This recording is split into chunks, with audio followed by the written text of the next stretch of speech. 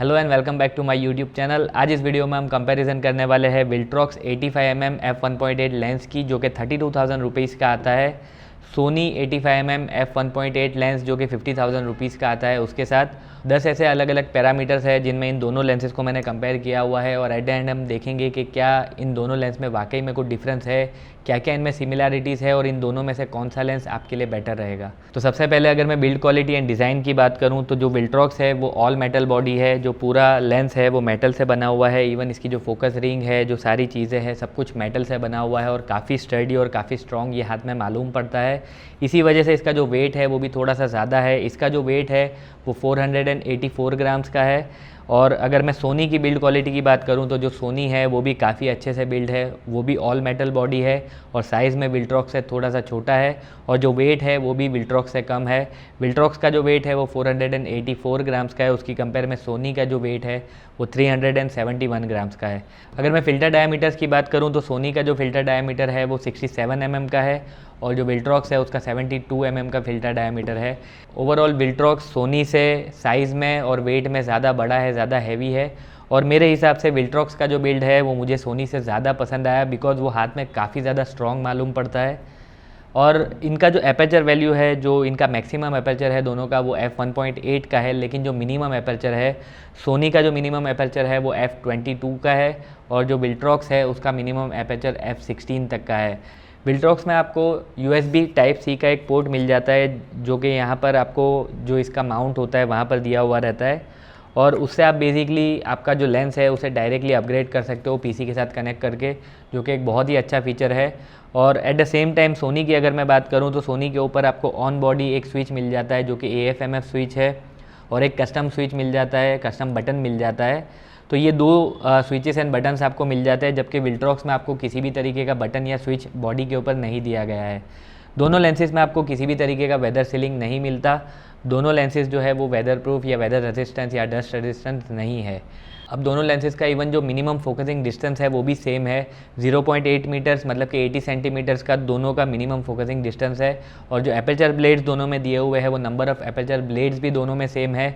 दोनों में 9 aperture blades आपको दिए हुए हैं, जिसका जो बोके के ऊपर डायरेक्टली इफेक्ट होता है और वो रिज़ल्ट किस तरीके का है वो हम आगे टेस्टिंग में देखेंगे। तो चलिए अब इन दोनों लेंसेज का जो परफॉर्मेंस है वो किस तरीके से अलग अलग एरियाज़ में वो देखते हैं। और सबसे पहले कुछ सैम्पल्स है वो मैं आपको दिखाता हूँ। तो ये जो इमेज है जो आप देख रहे हो, और ये सेम इमेज सेम सेटिंग्स में ली हुई है, और ये जो इमेज आपने पहले जो देखी ये सोनी में ली गई है और ये एट द सेम टाइम विल्ट्रॉक्स में ली हुई है। और अगेन ये जो सैम्पल है ये भी आप देख सकते हो, ये सोनी में लिया हुआ है और एट द सेम टाइम ये विल्ट्रॉक्स में लिया हुआ है। ऑलमोस्ट दोनों का जो रिज़ल्ट है वो काफ़ी हद तक सिमिलर है, सिर्फ थोड़ा सा जो कलर टोन है हल्का सा उसमें वेरिएशन है। जो विल्ट्रॉक्स है वो थोड़ा सा मुझे वार्म टोन पर जाता है वैसा लगता है, और जो सोनी है उसमें हल्का सा जो कॉन्ट्रास्ट है वो थोड़ा सा ज़्यादा है। एक बार वापस से आपको बता देता हूँ, ये सोनी का रिज़ल्ट है और ये विल्ट्रॉक्स का रिज़ल्ट है। अगेन आप देख सकते हो कि किस तरीके का दोनों में वेरिएशन आता है। ये अगेन सोनी का रिज़ल्ट है और ये विल्ट्रॉक्स का रिज़ल्ट है, और आप इवन साइड बाय साइड भी देख सकते हो कि दोनों का जो रिज़ल्ट है वो किस तरीके से है। अब अगर मैं ऑटो फोकस की बात करूं तो ऑटो फोकस में आप देख सकते हो कि जो दोनों लेंसेज है उनका जो रिज़ल्ट है वो काफ़ी हद तक अच्छा है। दोनों का जो परफॉर्मेंस है वो काफ़ी डार्क एनवायरनमेंट में भी अगर मैं खड़ा रहता हूं तो काफ़ी अच्छे से दोनों का रिज़ल्ट मिल रहा है, और दोनों का जो ऑटो फोकस परफॉर्मेंस है वो काफ़ी हद तक अच्छा है और काफ़ी बेहतर मुझे लगा। दोनों में किसी भी तरीके का वेरिएशन ऑटो फोकस के परफॉर्मेंस के मामले में मुझे नहीं लगा।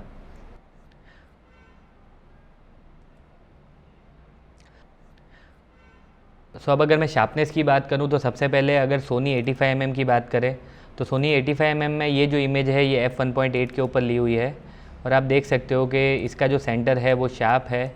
और इवन अलग अलग जो सारे रिज़ल्ट है f1.8 से लेके f2, f2.2, f2.5, वैसे सारे जो रिज़ल्ट है उसमें सभी में जो सेंटर जो है वो इसका शार्प आता है। इवन जो आखिरी जो मिनिमम एपर्चर है f22 का जो आप यहाँ पे देख सकते हो, उसमें भी अगर आप देखोगे तो जो सेंटर है वो बहुत ही अच्छे से शार्प आता है।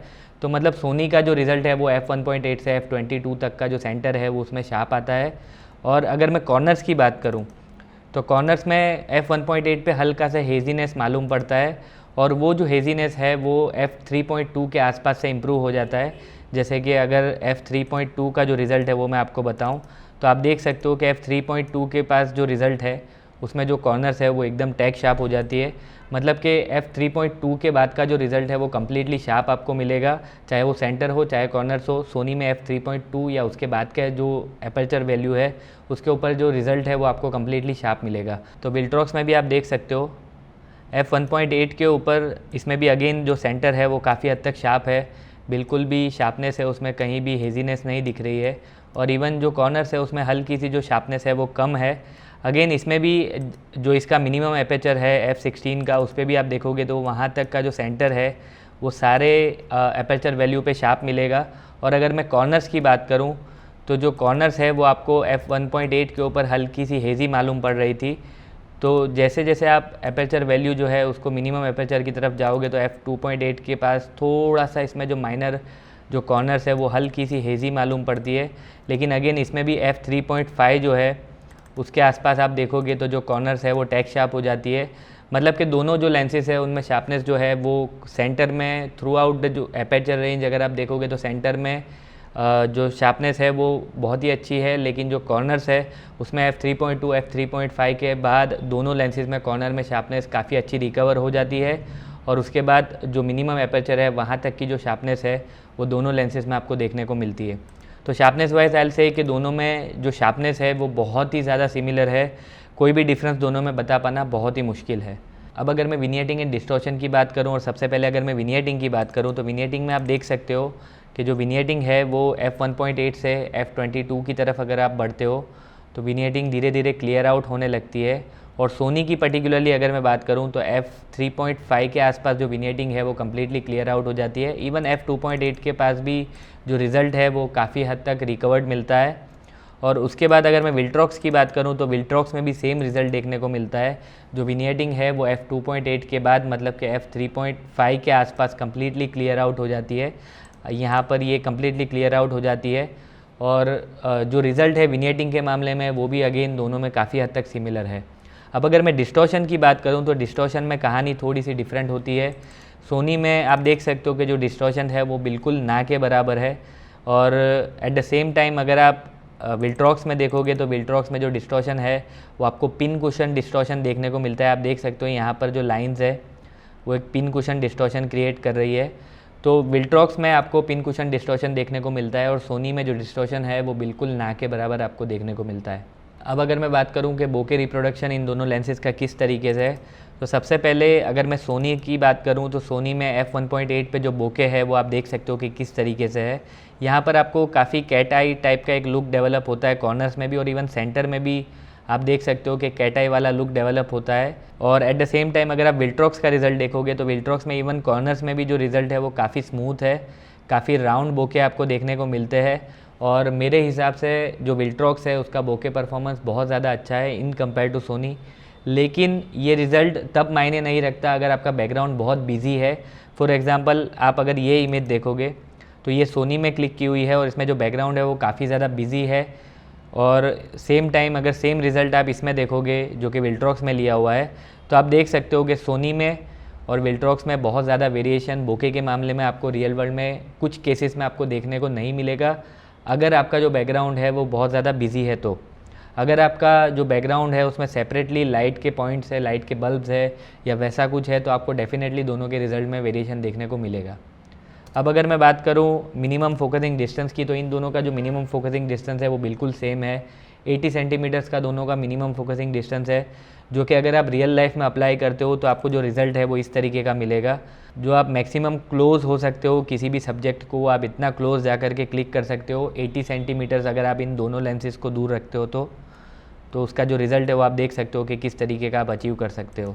अब अगर मैं बात करूँ फ्रिंजिंग एंड क्रोमेटिक एब्रेशन की तो एकदम हार्श एनवायरनमेंट में अगर मैं बात करूँ तो सोनी में आप देख सकते हो कि अगर आउट फोकस एरियाज़ की फ्रिंजिंग की हम बात करें तो यहाँ पर आप देख सकते हो कि काफ़ी एरियाज़ में आपको ये पर्पल एक मेजेंटा टिंट देखने को मिलता है, ग्रीन टिंट देखने को मिलता है।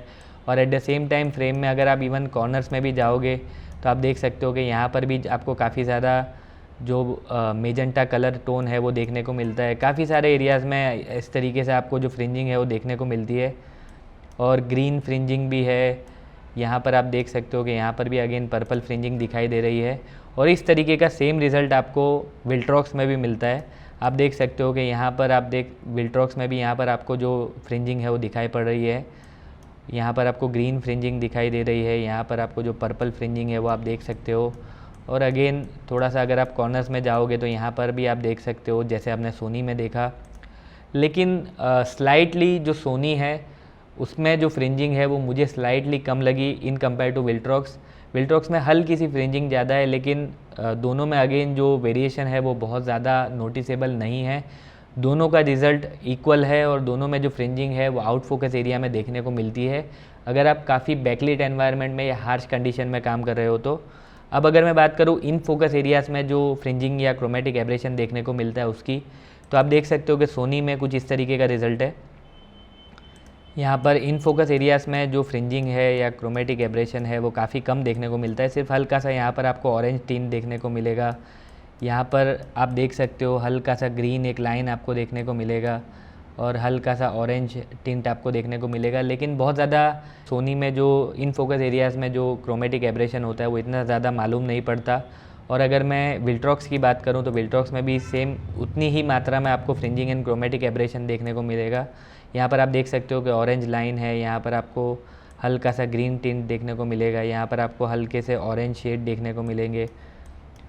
तो मेरे हिसाब से इन फोकस एरियाज़ में जो फ्रिंजिंग एंड क्रोमेटिक एब्रेशन है वो दोनों लेंसेज का सिमिलर है और बहुत कम है। सिर्फ जो आउट फोकस एरियाज़ है उनमें हल्का सा विल्ट्रॉक्स का जो इंटेंसिटी है फ्रिंजिंग की वो थोड़ी सी ज़्यादा है, लेकिन अगेन सोनी में भी आउट फोकस एरियाज़ में फ्रिंजिंग देखने को मिलती है। अब अगर मैं बात करूं फ्लेयर्स की, सबसे पहले अगर मैं सोनी की बात करूं तो सोनी में आप देख सकते हो कि जो फ्लेयर्स है वो किस तरीके से है। डायरेक्ट सनलाइट में अगर आप फ्लेयर में काम करते हो, सन के अगेंस्ट काम करते हो, तो काफ़ी हैवी जो फ्लेयरिंग है वो आपको देखने को मिल सकती है। जो इमेज है वो काफ़ी हद तक वॉश आउट भी हो जाती है कुछ केसेस में। और एट द सेम टाइम आप विल्ट्रॉक्स में देख सकते हो कि विल्ट्रॉक्स में जो रिज़ल्ट है वो किस तरीके से है। विल्ट्रॉक्स में भी जो रिज़ल्ट है वो सोनी से एग्जैक्ट सिमिलर है और काफ़ी केसेस में अगर आप सन के सामने डायरेक्टली शूट करते हो तो जो रिज़ल्ट है वो आप देख सकते हो कि जो इमेज है वो काफ़ी हद तक वॉश आउट भी हो जाती है और जो फ्लेयर है वो काफ़ी ज़्यादा देखने को मिलती है। और ये दोनों रिज़ल्ट जो आपने देखे वो दोनों के जो हुड है वो लगा करके मैंने लिए थे। और अगर अब मैं फोकस ब्रीथिंग की बात करूं तो अगेन फोकस ब्रीथिंग में भी आप देख सकते हो कि सोनी में जो रिज़ल्ट है वो किस तरीके का है। डेफिनेटली सोनी में भी जो फोकस ब्रीथिंग है वो आप देख सकते हो कि काफ़ी हद तक देखने को मिलता है। और एट द सेम टाइम अगर आप देखोगे विल्ट्रॉक्स में जो रिज़ल्ट है वो किस तरीके से है, तो विल्ट्रॉक्स में भी जो फोकस ब्रीथिंग है वो काफ़ी हद तक देखने को मिलता है। और दोनों लेंसेज में जो फोकस ब्रीथिंग है वो काफ़ी हद तक देखने को मिलता है। फोकस ब्रीथिंग में भी इवन मैं बता नहीं सकता कि दोनों में किसका रिज़ल्ट बेटर है। अब अगर मैं समराइज़ करूं कि इन लेंसेज का जो परफॉर्मेंस है उसमें कौन से लेंस ने किस चीज़ में ज़्यादा बेटर परफॉर्मेंस दिया, तो अगर मैं बात करूं बोके परफॉर्मेंस की, बिल्ड क्वालिटी की और कॉर्नर्स की शार्पनेस की, तो मेरे हिसाब से जो विल्ट्रॉक्स है उसका परफॉर्मेंस स्लाइटली बेटर था सोनी की कंपैरिजन में। और अगर मैं बात करूं आउट फोकस एरियाज़ में जो फ्रिंजिंग होती है उसकी, और जो इसमें एक्स्ट्रा बटन एंड स्विचेस दी हुई है, प्लस ये लेंस जो है ये लाइट वेट है, तो उन चीज़ों में सोनी का जो परफॉर्मेंस है वो स्लाइटली बेटर है। तो मेरे हिसाब से दोनों जो लेंसेज है वो बहुत ही आइडेंटिकल परफॉर्मेंस देते हैं, बहुत ही सिमिलर परफॉर्मेंस देते हैं। और शायद अगर इन दोनों का रिज़ल्ट आपको साइड बाय साइड दिखाया जाए तो आप डिसाइड भी नहीं कर पाओगे कि कौन सा जो रिज़ल्ट है वो किस लेंस से लिया हुआ है। तो मेरे हिसाब से डेफिनेटली आप दोनों लेंस परचेज़ कर सकते हो, लेकिन अगर वैल्यू फॉर मनी मेरे हिसाब से सजेस्ट करना हो तो डेफिनेटली मैं विल्ट्रॉक्स सजेस्ट करूँगा अगर इन दोनों लेंस को कंपेयर किया जाए तो। अगर आपको इन दोनों लेंसेज के रिगार्डिंग और कोई क्वेश्चन है तो आप डेफिनेटली कमेंट बॉक्स में मुझसे पूछ सकते हो। इस वीडियो को देखने के लिए thank you so much. Have a good day.